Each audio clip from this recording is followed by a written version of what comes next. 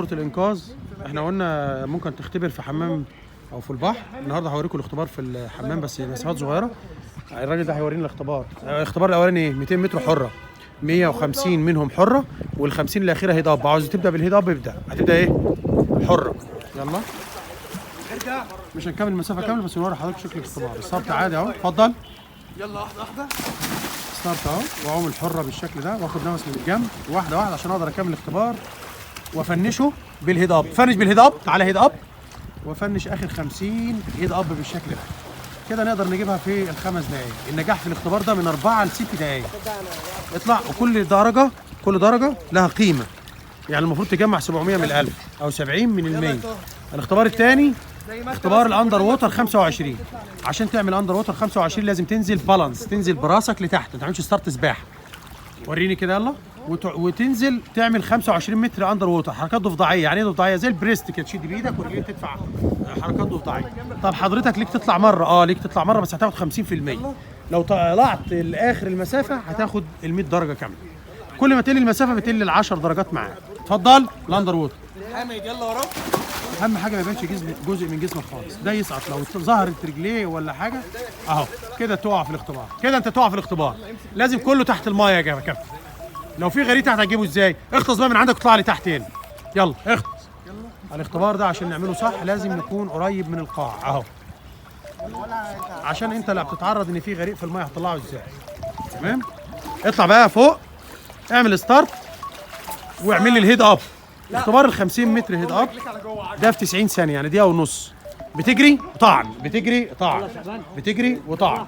لسه مديها لك ستريت جامب. اجري، ارجع ورا وانزل هنا. ارجع ورا يا كابتن. انت رايح تخبط في الحاجات دي؟ طب ما تيجي ربنا خلق مكان واسع اهو.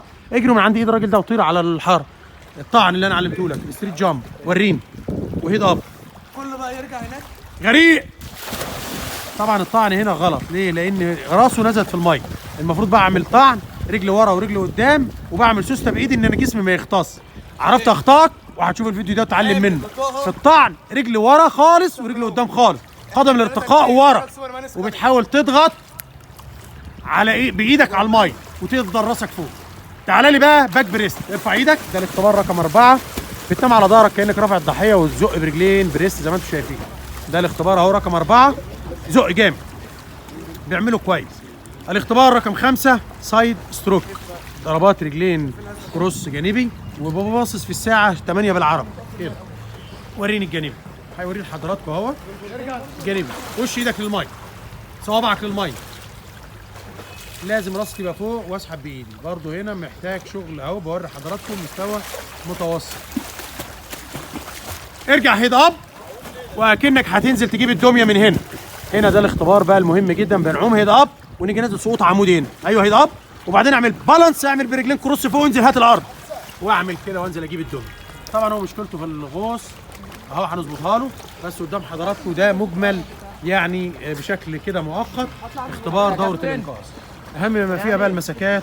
اعمل بابلز عشان انت بتنهج. انفخ في الميه 5 مرات. حامد ارجع. اهم ما فيها طبعا اللي هو السي بي ار، او بشكل عام الاسعافات الاوليه، وداخل جزء فيها انتعاش القلب الرئوي. وطبعا بتبقى فاهم ازاي بتعمل كشف عن النبض وعن النفس.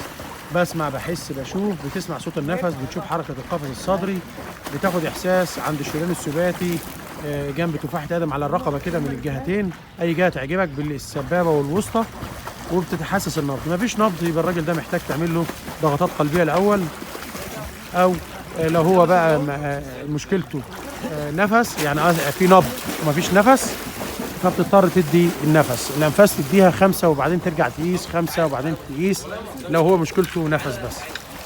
عايز حضرتك كده خفيف خفيف حره اخر الحمام. فك جسمك. هيفنش هو بحره بس كده، ويبقى كده حضراتكم هو مشكور. ورانا نموذج مبسط لاختبار دوره الانقاذ. الراجل ده بيتعلم معانا اهوت. افتكروا الفيديو ان شاء الله خلال 4 مرات او 5 مرات هيبقى كويس جدا. وهيعمل ال 200 من 4 ل 6 دقائق، ممكن يعملها في 5 دقائق. وهيعمل هيد اب ان شاء الله باذن الله ممكن دقيقه 10 ولا حاجه. وان شاء الله في السايد ستروك هيظبطها. وفي الباك بريست. اشوف حضراتكم على خير في فيديو ثاني لاحد المقبلين على دوره الانقاذ او بالفعل اشتركوا معايا في دوره الانقاذ.